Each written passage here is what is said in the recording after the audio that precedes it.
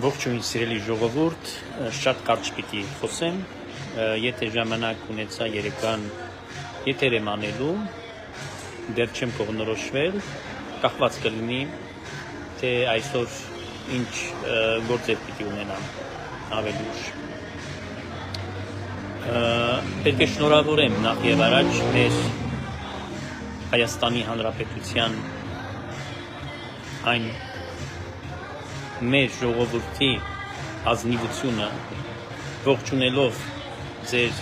քայլը, ձեր անկեղծությունը, որ դուք ոչ միայն ունեցաք ամիջական մասնակցությունը մերժելու համար նախկիններին անցյալը, այլ նաև դուք վերհաստատեցիք Հայաստանի մեջ անկախությունը, վերհաստատեցիք Հայաստանի մեջ ինքնիշխան պետականությունը, զարգացումը եւ իհարկե ամենակարևորը դուք եւս մեկ անգամ ասեցիք այո կողմենք խաղաղության օրակարգին, որը պետք է դեռ կառուցվի, որպեսզի լինի տևական, կայուն եւ հավիտենական։ Սա իհարկե սիրելի ժողովուրդ բավական ժամանակ կպահանջի, բայց միևնույնն է, որ այս քայլով է եւ առանց այս քայլի ոչինչ չէր կարող լինել։ Ուրեմն կեցե հայ ժողովուրդը, կեցե անկախ ազատ Հայաստանի Հանրապետությունը։ Մենք միշտ պիտի փառաբանենք մեր Աստծուն, որը այս ընտրություններին իր անմիջական հովանավորչությունը, իր ներկայությունը ցույց դրեց, որ մենք ամեն մեկս մեր հոգու աչքերով տեսանք, թե ինչպես Աստված տնօրինեց եւ մեր ժողովրդի այն ողջ առողջ մտավոր հոգեվոր սերուցքը կարելի ասել գնաց եւ իր քվեն տվեց քաղաքացիական պայմանագրի կուսակցության օգտին, մասնավորապես ընտրելով մեր երկրի վարչապետ Նիկոլ Փաշինյանին։ Այո, այս ընտրությամբ որոշվեց, որ Նիկոլ Փաշինյանը եւս 5 տարի պետք է ունենա այդ հնարավորությունը այդ խաչը վերցնելու, մեր ժողովրդին ծառայելու եւ մեր երկրին ուրեմն բոլոր խնդիրներին լուծումներ տալու։ Ես անչափ ուրախ եմ, ես անչափ ոգևորված եմ եւ իհարկե ես անչափ շնորհակալ եմ ձեր բոլորի ազնվությունից եւ նվիրումից։ Այս իսկական հայրենասիրությունը Աստծուն նվիրումը նաեւ որոշում է դրանով, որ դուք սիրում եք ձեր պետությունը, դուք ուզում եք, որ պետություն կայանա, ու դուք ուզում եք, որ Հայաստանը չլինի ինչ-որ մեկի լծի տակ, ինչ-որ մեկի կմահաճույքով Մոսկվայի Կրեմլի կաբինետներից կառավարվի, դուք էլ այստեղ մարիոնետների դերում ունենանք, այսպես ասած, իշխանիկներ, որոնք այնտեղ կանչեն ասեն իդի սյուդա նա կավյոր, հա, Կրեմլի մեջ ցուցիկի պես կանգնել, բայց գան Հայաստանի սեփական ժողովրդին բռունցք ցույց տան եւ ոնց որ ասած կոմբինացիա տրող պայծը։ Ես այսօր լսեցի, ինձ ուղարկեց իմ շատ սիրելի ընկեր Լարիսան, որը որ շատ պատկառելի տիկին է եւ ունի մեծահասակ ծնողներ, անգամ իմ մամաս հանգուցյալ է արդեն 1000 օրմի իրեն, պապաս ողջ է, բայց իրենից տարիքոտ է իր ծնողները, ուրախ եմ, թող Սիմոն ծերունու տարիքին հասնեն, որը որ շնորհավորել է ինձ շատ ջերմ խոսքեր է ասել, ու հետ միասին կիսել է այդ ուրախությունը եւ վկայել է, որ այդ տարիքոտ մարդի գնացել է ընտրատեղամաս ընտրելու հաստորեն մեր երիտասարդների, մեր զավակների, մեր թորների ապագան, մեր պետության, մեր հինավուրց աշխարհի, Հայաստան աշխարհի ապագան։ Սա գիտեք ինչ քայլ է։ Այսպիսի մարդկանց առաջ ես խոնարհվում եմ, որովհետև նրանք ազնիվ են։ Չեմ կարող ուղղակի չազդվել։ Ես շատ ուրախ եմ սիրելիներ։ Լսեցի Միկա Բադալյանի խոսքը, ուղարկել էր ինձ, այդ խայտառակին։ Ինչ կարող եմ ասել։ ցուլի դեմքով նստած մի անասուն, հազար ներողություն, հայտարարում է, որ շատ տխուր են իրենք, Ռուսաստանի մեջ նստած, Մոսկվայից խոսում է, ասում է, ես не могу сказать, что утро доброе, не назовешь его таким, տխուր են, ինչից են տխուր, ապրելով Մոսկվայի մեջ, Մոսկվայում է բնակվում, Ռուսաստանի մեջ, իր կյանքը այնտեղ է, անկախ ամենից ես իրեն ոնց եմ նայում եւ ոնց եմ վերաբերում, բայց այս տվյալ անձնավորության կյանքը այնտեղ է, նա կապել է այդ պետության, այդ երկրի հետ, ինչպես շատ մեր հայրենակիցները։ Ես ոչ մեկի հետ խնդիր չունեմ, ես բոլորին ասում եմ, որ նրանք մեր հայ ժողովրդի հատվածն են, բայց եկեք տեսեք, որ շատ լուրջ մարդիկ եւ շատ մարդիկ կան, որոնք բնակվում են այնտեղ, բայց չեն եկել Հայաստան, քիթը չեն մտցրել, այդ մի քանի գրուշի համար չեն խայտարակվել, իրենց ծանր տեղը մնացել են, թեկուս լինելով հակառակ Փաշինյանին, բայց չեն խառնվել, որովհետև իրենց կյանք հասկացին, որ Ռուսաստանի հետ է կապված, Հայաստան կգան տուրիստի լավագույն դեպքում կարգավիճակով միրգ ուտելու սեզոնին։ Այդքանով է իրենց Հայաստանը կապված։ Լավագույնս, հասկանում եք, եւ ամոթ է, որ այդ զորքին բերել են, այդ թվերը որտեղից Սամվել Կարապետյանին, եթե ռուսաստանցի հայերը, որոնց ղրգվել են Լևոնից սկսած, Քոչարյանի, Սերժի ժամանակներով արտագաղթ ա եղել եւ այնտեղ հզոր գաղութ է առաջացել, հա, հսկայական համայնքներ, մարդը շատ։ Այդ թվերը սախված մարդկանց, այսինքն ծախու արարածներ, ամփարոններ, օթանավներով, բասերով, չգիտեմ, օթոներով իրենց եկել են Հայաստան ձայնը տալու ու փախչելու։ Հետ փախչելու նորից։ Այսինքն դրանք չեն եկել ընտրելու, նրանք եկել են խառնելու, նրանք եկել են խուլիգանություն անելու։ Որտեղ պարտադիր չի դու բազուկով ինչ-որ մեկին հարված հասնես, հա, ինչ-որ անկարգ շարժումներ անկանոն անես քաղաքի մեջ, նույնիսկ այդ ընտրատեղամասում այդ թերթոնի մեջ այդ պծիչկան դնելը բանի, այս տականք սյամո են ասում, սամո են ասում, ինչ են դրան ասում, շուն, շանգյալ, բոմբ, շտաշիր, ոնց ուզում եք անվանեք։ Դրա դիմաց նշանակում է խուլիգանություն անել, խուլիգանություն անել Հայաստանի Հանրապետության քաղաքացու նկատմամբ, խուլիգանություն անել մեր ազգի նկատմամբ, որտեղ մեր ազգը ունի մեկ կենտրոն, աշխարհասփյուր հայություն մենք ասում ենք միշտ, հոգևորականներս ծառայում ենք եւ գիտակցում ենք, որ աշխարհի մեջ է սփռված հայությունը, ճակատագիրներ է այդպես, ցեղասպանությամբ պայմանավորված, ապա դա չի նշանակում կենտրոնը, մայր կենտրոնը Հայաստանն է, հետևաբար որքան էլ փոքրամասնություն լինի, ապա կենտրոն է, կարևորությունը այն կենտրոնին պիտի տրվի, եւ նամանավանդ որ բնակվում եւ կերտում են ապագան ամբողջ ազգի համար, առանց կենտրոնի ազգը գոյություն չի կարող ունենալ, դուք շատ լավ հասկանում եք, ապա պիտի ուշադրությամբ, սիրով նայենք եւ ոչ թե մատը թափ տալով գանք, ասենք գանք մենք կեղտոտություն անենք այնտեղ, կեղտոտենք գնանք նորից մեր տեղերում ապրենք, շարունակենք մեր կյանքը։ Դուք հասկանում եք, սիրելի ժողովուրդ, սա ասելու չէ նույնիսկ, որովհետեւ եթե մարդը բարոյական է, նա երբևիցե իրեն թույլ չպիտի տա այդ փողի դիմաց անել նման ստորքայ, գալ խառնակցությամբ, գալ քիթը խոթելու ուրիշի գործերի մեջ եւ գնալ նորից վերադառնալ ու շարունակել նույն ձևով ապրել։ Այսինքն, այն որ ասում է Հայաստանը դրանց պետք է, как собаки ասում է пятая нога։ Եվ Նիկա Բադալյանը ասում է ոչինչ, ասում է մխիթարում է տականքներին, ասում է ոչինչ, չէ որ Ռոբիկը խոստացել է հետ ընտրական թունդ զարգացումներ, հեղափոխություն է լինելու։ Ասում է իցավսիր պիտի բայց արձանագրեմ, вопрос будет решаться на улице։ Դուք ցինիզմի եւ այլանդակության այս մարդու, ես ասում եմ, երբ որ նայում եմ իրան, ասում է свиное рыло, շատ ներողություն, ես նման բարապաշար չէի ուզի օգտագործել, բայց ստիպված եմ, այլ կերպ չես կարող բանանես, որակավորես, խոթում է եւ ասում է այնտեղից այսպեսի այլանդակություն։ Այսինքն հորդորում է խուժաններին, որոնք եկել են, ինքը չի եկել։ խուլիգաններին է ասում, որ խուլիգանություն պիտի անեք, փողոցում պիտի գործանեք, մարդ պիտի սպանեք, տոչկում է ում կոնկրետ, որպեսզի իշխանազավթում լինի։ Ուրեմն իրավապահներ սահմանադրական կարգի տապալմամբ ես հայտարարում եմ, հաղորդում եմ տալիս այստեղից մի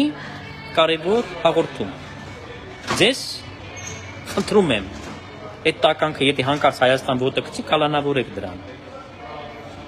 Ով է անողը։ Կտրիչ Ներսիսյանը։ Չէ՞ որ Կտրիչ Ներսիսյանի մոտ ուխտագնացության ոտքով գնաց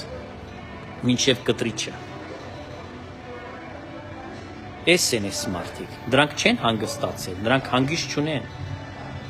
Դրանք պիտի ճաղերի ետևում լինեն, պիտի դուրս շպրտվի Կտրիչ Ներսիսյան տիրադավը եկեղեցուց, այս բոլորն էլ պիտի գնան հանգստատուն։ Ես նկատի ունեմ են իրենց համապատասխան հիմնակությունը, որտեղ որ ասում է կլետочку ասում է, բա, այն որ ասում է стенка и там маленькая окошко в клеточку։ Այս տեղը պիտի գնա։ Միկա Բադալյանը միակը չէ։ Միկա Բադալյանը այն պորնիկներից է, այն փչացած տղամարդկանցից է, որը որ հերվից ցեխ շպրտելով լարում է կեղտոտ զանգվածին ծախու արարածներին։ Տեսեք, այդ մարդիկ փողով առան ձայները, այդ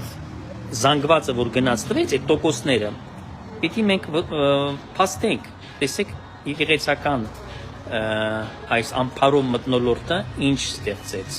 Կաշառքով ստեղծեց մարդուն ամփարով դարձնելով, որ նա ձայն է ծախում։ Հասկանում եք ինչ է կատարվել, ինչ խեղում է արժեքների։ Սա պիտի կտրիչ չպատասխան, այ դրա համար, որ այդքան տոկոսով, 20 քանի տոկոս է չէ իր բանը, որ այսքան մենք ծախու արարածում ենք, որտեղ մի ձայն չունի է, որ անշահախնդիր է, բոլորը ծախված մարդիկ։ Նույնը Դոդի Գագոն, ճիշտ է, շեմը չհաղթահարեցին։ Ձեզ մի պարզ բան ասեմ, Լևոնը 0% հավաքեց, հա, հակը։ Տեսեք, նրանք ինտելիգենտ մարդիկ են, այո, ռուսի կամքը կատարող, արկած ռուսի տակ, բայց նրանք ձայն չունեցան, ինչի, որտեղ դրանք կաշառք չեն բաժանել, նախ չունեն այդ փողը, երկրորդ հերթին չեն արել այդ գործը։ Ժողովուրդ դրանց մերժել են։ Իրենք ոչ մի ձայն չունեն։ Ոնց կարող է Լևոնի կամանդը ձայն չունենա 1%, նույնիսկ 1% ձևի համար չունենա։ Իսկ այդ սրիկան հավաքել է այդքան, իրան ով է ճանաչում։ Ոչ մեկ, իր փողն են ճանաչում, այդ փողի համար են եկել։ Այսինքն այդ ամփարով մարդկանց, որոնց պիտի մենք հոգևորականներս նորոգված եկեղեցում վերադաստիռակենք։ Մեր ժողովրդին այն հատվածը, որ ամփարո է դարձել, ծախու արարած են դարձել, եզրասը ամբարոյականություն է քարոզում այնտեղ։ Բոզ կարո եզրասը այնտեղ ամփարոյականություն է քարոզել։ Դրա համար միտինգ են արել այնտեղ, ասենք գնանք Հայաստանում փողով ընտրենք Սիամոին։ Հետո խուլիգանություն անենք, մարդը սպանենք, բան անենք, Սիամոին բերենք, դնենք կամ Ռոբիկին աթոռը, Փաշինյանի տեղը։ Ամբողջ պատմությունը դրա մեջ է, ամբողջ իրենց նկարագիրը, ասում եմ, այն փչացած հազար ներողություն, ոչ մեկին չեմ ուզում վիրավորել, որտեղ նույնիսկ այն մարմնավաճառը ավելի շատ հարգված է իմ կողմից, շատ կներեք, քան թե այդպիսի մարդը, որտեղ նա իր մեղքը ինչն է, մարմնի դեմ է, իր անձի դեմ է։ Իսկ այս մեղքը արվում է, ծախել են երեխաներին, ապագան, անվտանգությունը, ապահով եւ երկինքը խաղաղ, ծախել են իրենք փողով, որպեսզի պատերազմի այդ երրագլուխ սատանեկը գան իշխանության։ Փողի դիմաց, իրանք փող ստանան, այդ ոնց որ ասած, այսօրվա օրով այդ հացը, մի փոր հացա, չգիտեմ, ինչ որ փոքրիկ հարցեր է լուծեն այս փողով, այդ փոքրիկ գումար է, չէ՞։ Բոլոր պարագաներում այսօրվա դրությամբ դա ինչ փող է, ինչքան էլ տված չլինեն։ Բայց նրանք ծախել են ձեր երեխաներին, ձեր ավելի վատ են արել, քան թե կանայք, որ գնում են շատ ներողություն փողոցի անկյուններում են կանգնում։ Այդ վերադաստիարակության, աբաշխարության, զղջման կարիքը այս մարդիկ ունեն։ Իսկ իրանք որ պարագաներում կարող են փոխվել, եթե եկեղեցին մաքուր լինի, իսկ եկեղեցին առանց ինքնամաքրմամբ, իսկ դա հնարավոր կլինի մենակ այն կտրիչ սատանայի գլուխը երբ որ կտրենք, այդ կեղտերին իր թայֆան, այդ մաֆիան ընդեղից դուրս շպրտենք, թող գնան բոզություն անեն։ Իրանք պորնիկներ են, դրանք պիտի գնան ուլիցա Կրասնիխ ֆանարի, դրանց տեղը Լյուքսեմբուրգն է, այն որ կան, բայց արտաքին չունեն, այնտեղ գոնե գեղեցիկ կանայք են աշխատում։ Թող գնան Լյուքսեմբուրգում այդ կանանց ծառայեն, ինչ ասեն, անբարոյականներ են նրանք։ Քաղաքականությունը ուզում են պոռնիկություն սարքեն, քաղաքականությունը իրենց համար փող աշխատելն է, փողով առնելն է, ասում է $500 միլիոն պիտի տրամադրեմ Հայաստանին, Սիամոն է ասում, բա ինչի դիմաց է տրամադրում, աթոռի, խուլիգան, որ այդ 500 միլիոնը պետական մակարդակով քանի միլիարդ դարձնես եւս քեզ համար, բա ինչի հիմա չես նվիրում, ինչ է, ժողովրդին չես, իբր թե ժողովրդի համար չէ պիտի անի, ինչ տարբերություն, թող դու չլինես պետության գլխին, դա նվիրի, բախի չես նվիրում, տեսեք էժան, իրենց ուղակի, ինչ ասեմ, մարկային կերպարանք չունեն նույնիսկ, նրանք ասում եմ, այն պոռնիկներն են, որոնք ոչ մի սկզբունք չունեն կյանքում, եւ ես չեմ այսպես ասած դադարում զարմանալ, գիտեք, այն երկ մի հատ կա, Ախվերդյանն է կարծեմ ով է երկում, ասում է, այդ ամենի ոչինչ մի բանից չեմ զարմանում, բայց ես զարմանում եմ, դեռ տեղ ունեմ ամեն ինչից զարմանալ, որտեղ ես չեմ կարող պատկերացնել, գիտեք, երբ որ մարդ նորմալ մարդ է լինում, իր համար կան ինչ-որ, չգիտեմ, չափանիշներ, ինձ համար չափանիշներ գոյություն միշտ կան, ունեցել է, միշտ իմ կյանքիս մեջ ունեցել են բոլոր առումներով չափանիշներ, ես չեմ ասում, ես ամեղ գառ եմ, Աստծո առաջ ես ամենամեղավորը ինձ կճանաչեմ, հոգևորական եմ, բայց ես ինձ մեղավոր եմ ճանաչում, ես մարդ եմ, բնականաբար կարող եմ մեղ գործել, սա չի նշանակում, որ եթե ես ճիշտ գնահատում եմ, ես ամենևին մեղ չեմ գործած, բայց չափանիշը կա, դուք հասկանում եք, սրբությունը չի կարելի այլասերել եւ կեղտը սրբության լույսի ներքո ներկայացնել եւ հակառակ։ Ուրեմն Աստված ինձ օժտել է իմաստության, շնորհներն է պարգևել, որպեսզի ես իրեն ծառայեմ, որպես քահանա բայց ես կրկնում եմ, մեր ժողովուրդը, ովքեր որ ապրելով Հայաստանի մեջ, քաշելով բոլոր դժվարությունները, տեսնալով եւ անցյալում ինչ է, եւ հիմա համեմատության մեջ այս ամենը դնելով, իրենց ընտրությամբ ապացուցեցին, որ նրանք մարդ մնացին, չգայթակվեցին, այդ 700 քանի հազար, տեսեք ինչ թիվ է, նրանք մնացին իրենց բարձունքի վրա մարդկային, որոնց առաջ ես խոնարհում եմ իմ գլուխը, ամեն մեկի առաջ անհատապես, քանի որ նրանք գիտակցեցին, որ այս ընտրությունը իրենց համար մենակ չէ, ապագայում էլ պետք է, իրենք կարող է վաղը չլնել, շատ ներողություն, 90 տարեկան մարդիկ, բոլորս էլ հեռանալու են կյանքից, բայց իրենք գիտակցեցին, որ առանց այդ իրենց մասնակցության չեն կարող որևէ բան, ուրեմն ունենալ իրենց զավակներ, թոռները, ծոռները եւ այլն եւ այլն։ Հետևաբար սիրելի ժողովուրդ, ուզում եմ շնորհավորել, ես մի քանի օր անց, ինչպես որ խոստացել է, պետք է անպայման գավաթը վերցնեմ շամպանիայով եւ պետք է այստեղից ձեզ հետ միասին այդ գավաթը խմեմ։ Հիմա սրճարանում եմ նստած, թեյով եմ խմում, մեր ժողովրդի, մեր ազնիվ հայ որդիների կենացը, ովքեր որ իրենց սրբազան գործ արեցին։